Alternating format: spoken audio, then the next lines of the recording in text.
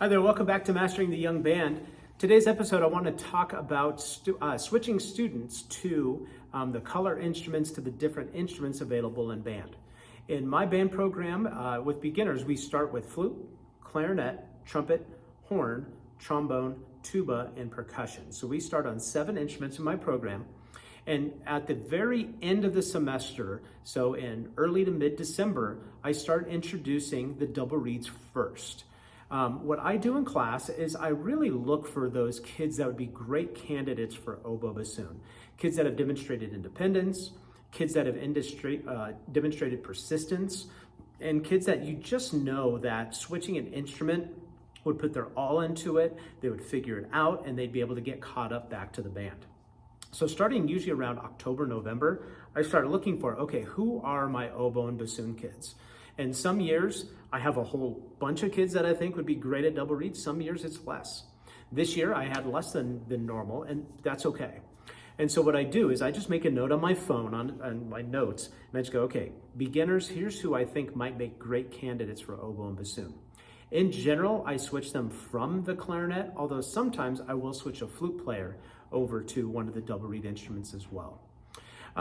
Some other things to look for: if you have a clarinet player that's consistently overblowing, but you can just tell it's a kid that is a bassoon player, you might put them down for bassoon as well. Just those kids that struggle to get that nice firm F sharp on their bellow mouthpiece, they might be a good candidate for bassoon. They could also be a good candidate for saxophone or bass clarinet down the road as well. And then what I do is I don't even mention oboe and bassoon to the students. What I have some students from my top band come sit in class. They usually just come in unannounced. They'll walk into the band room and I'll just say, hey guys, come grab a seat. And here's an important part of this process. I purposely have them sit next to kids that I want interested in switching to oboe and bassoon. So I'll have an oboe and bassoon player come in from my top band, and I will sit the oboe player next to the kid that I think is going to be an oboe player. I'll sit the bassoon player next to the kid that I think is going to be a bassoon player. And the kids are just, what is that? And, we'll talk about, hey, this is just an oboe bassoon. I asked these guys to come play along with us today, just so you can hear what it sounds like. And so we go through class, I have them play along with us, I have them demonstrate, and there's just a ton of excitement in the room because the kids haven't seen those instruments live and in person. And then what I tell the kids, the next step is I go, okay, if you're interested in oboe and bassoon, so first of all, here's what you need to be a good oboe and bassoon player. You need to be somebody that turns in their practice and practices consistently. You have to be somebody that has passed all of their assessments.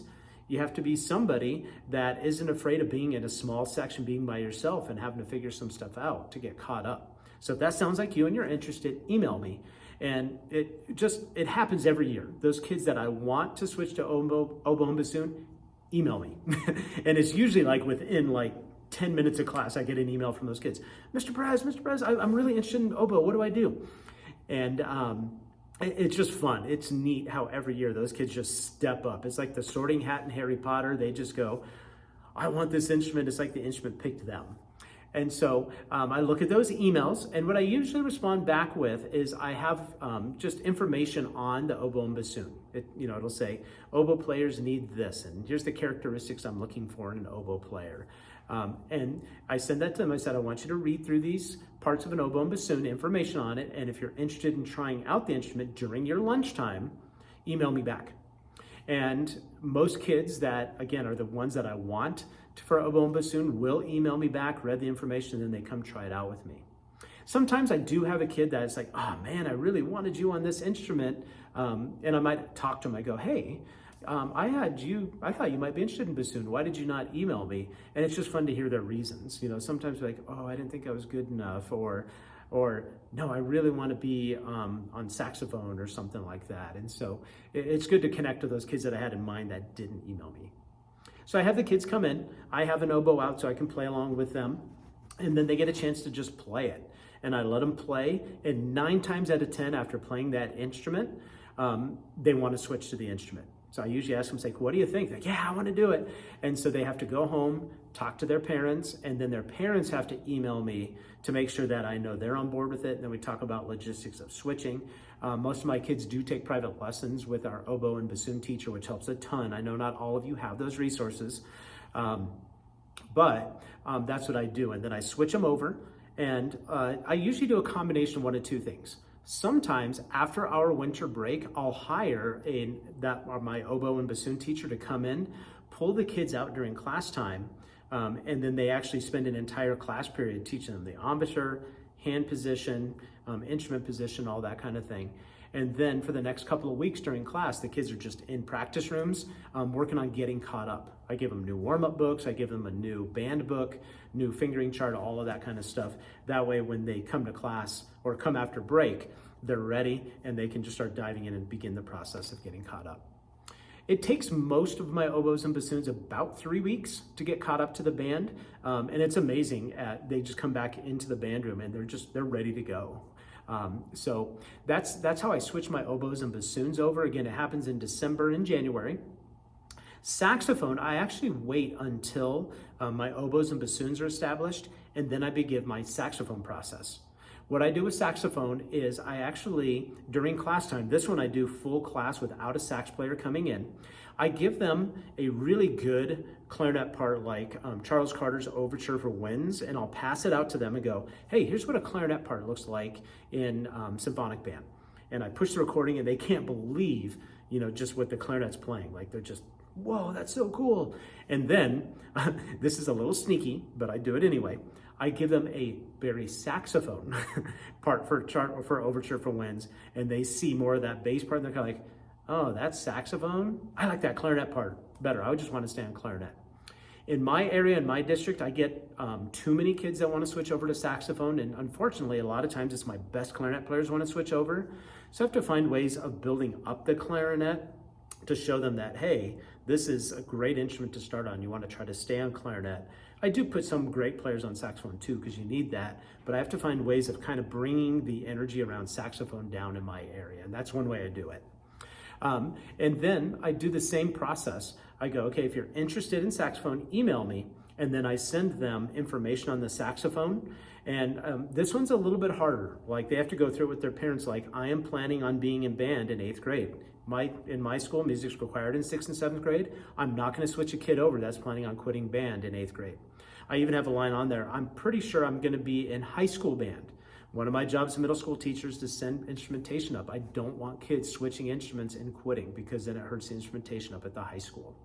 So they have to go through all this form, and then I do have them come in and try out the instrument. And then in a given year, I usually switch about 6 or 7 kids over to all alto saxophone. I switch them over to alto. Same thing, I hire a professional sax player to get them in, get them switched over onto their neck and mouthpiece. And same thing, it takes about 2 weeks for them to switch over to saxophone.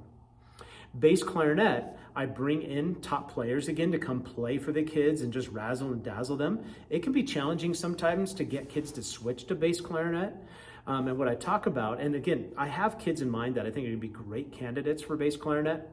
I have my bass clarinet sit by those kids, and in class I'll mention, hey, if sometimes it's hard for you to get that nice F sharp and you tend to overblow your instrument, bass clarinet might be a great instrument for you. If you're interested and you have a good grade in band right now, you turn in your practice records, email me, and I go through the same process. Bass clarinets, I usually switch closer to late March or early April.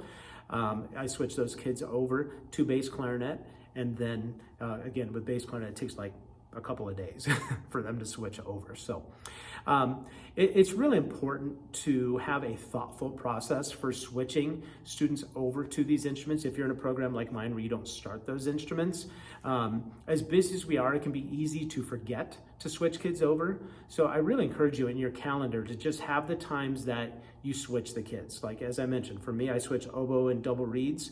I start talking about it in early December, switch them usually the first week of January after winter break. Saxophones a few weeks after that, bass clarinet at the start of the 4th quarter or the end of the 3rd quarter is when I introduce that.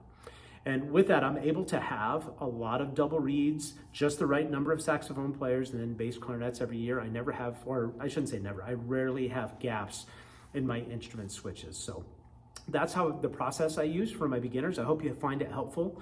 But just that's the biggest advice I'd give you is have a calendar, have it plugged into your phone every year to remind you to do those instrument switches. That way you always have a great instrumentation, and that way you're always sending a well balanced instrumentation, if even not well balanced, at least a little bit of each instrument to your high school feeders. So hope you find that valuable. Again, MikePerezBand.com has a lot of resources for you. Feel free to email me and I will get back to you. Thank you. Bye-bye.